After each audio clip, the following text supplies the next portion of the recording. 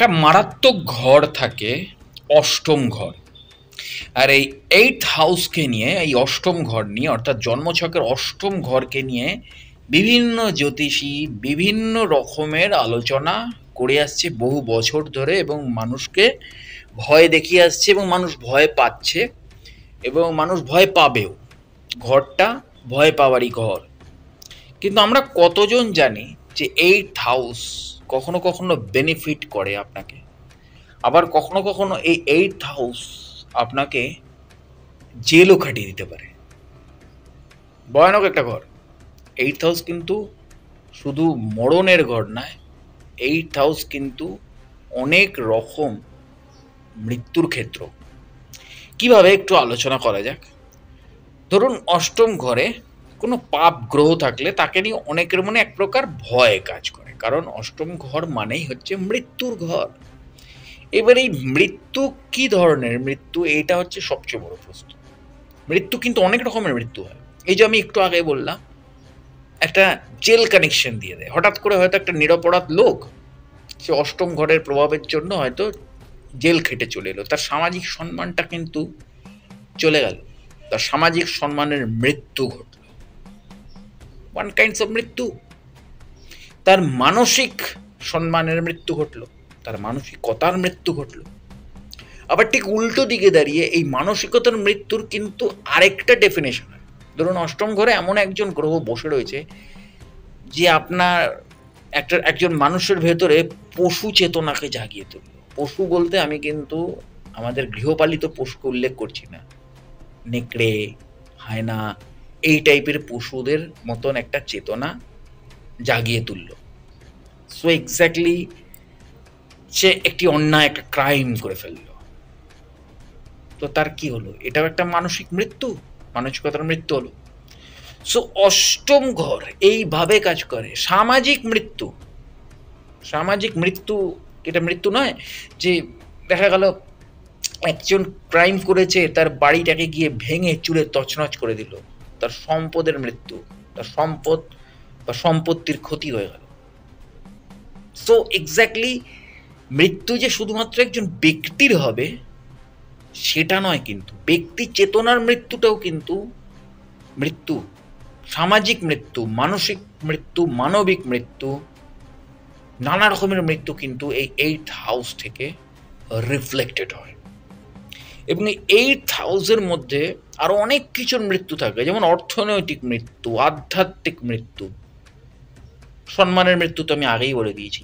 আধ্যাত্মিক মৃত্যু, ধরে নিন একজন মন্দিরের পূজারী হয়তো একটি অন্যায় করে ফেললেন।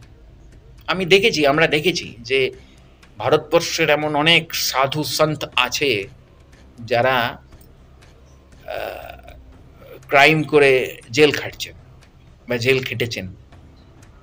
Exactly what is this? আধ্যাত্মিকতার মৃত্যু।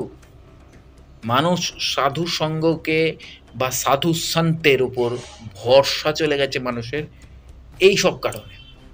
এই যে আধ্যাত্মিকতার মৃত্যু এবং সামাজিক মৃত্যু, এটাও কিন্তু ওনার অষ্টম ঘরের প্রভাব থেকে তৈরি হয়ে গেল।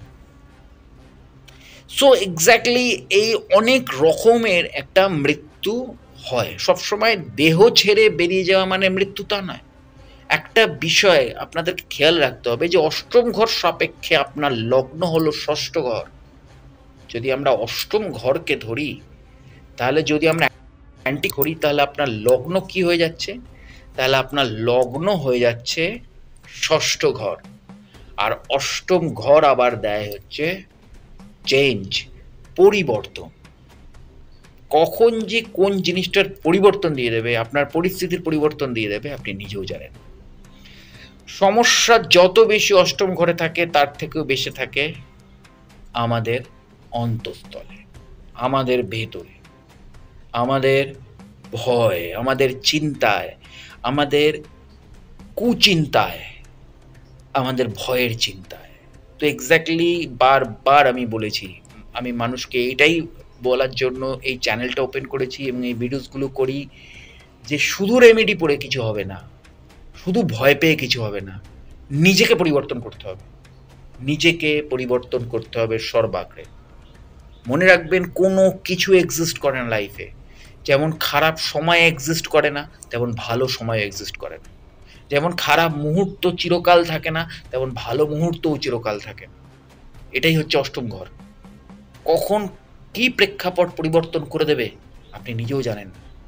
সেই কারণে অষ্টম ঘর এত টেনশনের ঘর। তো যেটা বলছিলাম, অষ্টম ঘর সাপেক্ষে আপনার লগ্ন হচ্ছে ষষ্ঠ ঘর, এবং অষ্টম ঘর সেক্ষেত্রে পরিবর্তন দিচ্ছে। তো আমাদের ভুল সিদ্ধান্ত কর্ম অষ্টম ঘরকে খারাপ করে দেয় বেশি, এবং দোষ হয় তখন অষ্টমে এই গ্রহ আছে, তাই পরিবর্তন শত্রু আমরা নিজেরা হয়। আমাদের ডিসিশনে আমরা ভুল করে ফেলি। হয়তো অষ্টম ঘর আমাকে কিছুতে ইনসিস্ট করছে, ধরুন আপনি মদ খেয়েছেন, আপনাকে অষ্টম ঘর ইনসিস্ট করছে এবার গাড়িটা তুই চালা।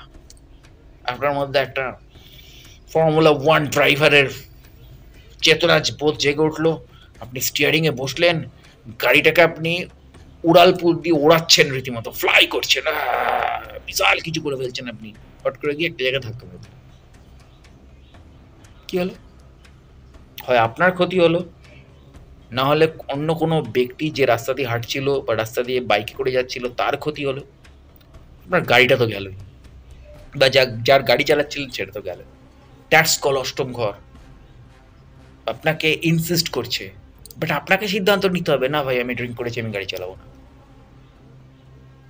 আপনাকে অষ্টম ঘর হয়তো সেখানে হয়তো এমন একটা গ্রহ বসে রয়েছে যে আপনাকে খুব ভ্রমিত করে ইনসিস্ট করছে একটা ক্রাইম করার জন্য।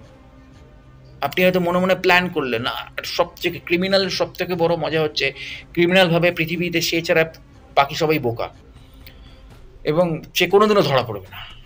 এবং এই কনফিডেন্স অষ্টম ঘর কখনো কখনো দিয়ে দেয় তাকে, কারণ ডিসিশনে মেকিংয়ে সে ভুল করে ফেলে। অষ্টম ঘর আপনাকে ইনসিস্ট করতেই পারে, কিন্তু আপনাকে সিদ্ধান্ত নিতে হবে। না, অষ্টম ঘরে হয়তো কোনো একটা এমন গ্রহ বসে রয়েছে বা এমন একটা কানেকশন আপনাকে দিচ্ছে, সে হয়তো আপনাকে ইনসিস্ট করছে, ভাই এটা কর, ভাই এটা কর, এটা কর বা এটা কর। আপনি যদি আপনার সেন্সকে কন্ট্রোল করতে না পারেন, তাহলে আপনার অবস্থা সেই রোবট সিনেমার রোবট রজনীকান্তের মতন হবে। আমি জাস্ট সিনেমার রেফারেন্সটা দিলাম মজা করার জন্য, আর কিছুই না। তো এক্স্যাক্টলি আমাদের ভুল সিদ্ধান্তের কর্ম অষ্টম ঘরকে আরো প্রভাবিত করে।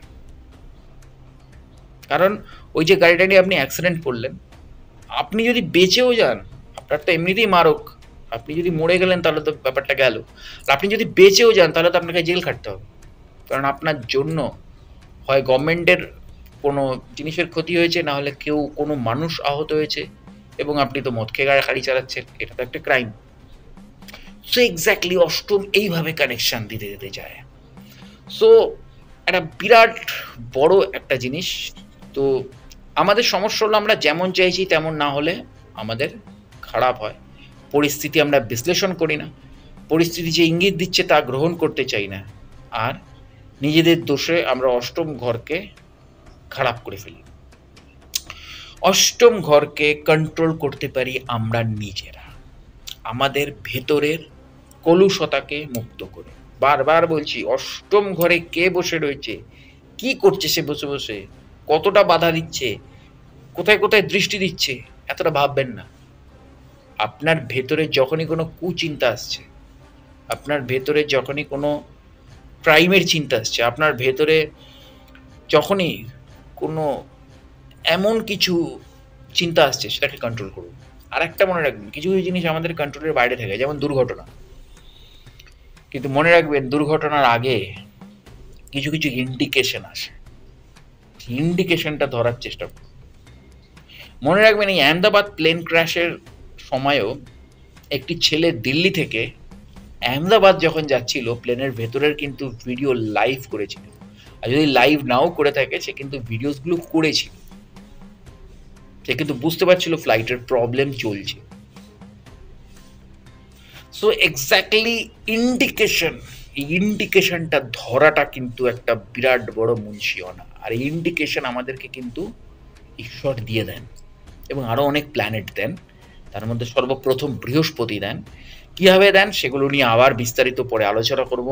জুড়ে থাকুন আমার চ্যানেলে এবং পেজের সাথে। বারবার একটা কথাই বলছি, পৃথিবীর বেস্ট রেমেডি হচ্ছে নিজেকে কন্ট্রোল করা আর নিজেকে পরিবর্তন করা, নিজের জীবন থেকে ভুল বদভ্যাসগুলোকে ডিলিট করে দেওয়া। এবং ভুল মানুষ যাকে ধরুন, অবশ্যই কোনো ভুল মানুষের সঙ্গে আপনি রয়েছেন, সেই মানুষটাকে আপনি প্রথমে পরিবর্তন করার চেষ্টা করুন, তাকে ভালো করার চেষ্টা করুন। কিন্তু কিছু কিছু বর্ন ক্রিমিনাল থাকে যাদেরকে কোনোভাবেই আপনি পরিবর্তন করতে পারবেন না। যখন দেখবেন তাকে পরিবর্তন করা সম্ভব নয়, সে যেই হোক, প্রয়োজন পড়লে ত্যাগ করে চলে যান, আপনি বাঁচলে পাপের না। তো অবশ্যই জুড়ে থাকুন আমার চ্যানেল এবং পেজের সাথে। দেখা হচ্ছে পরের ভিডিওতে। নমস্কার।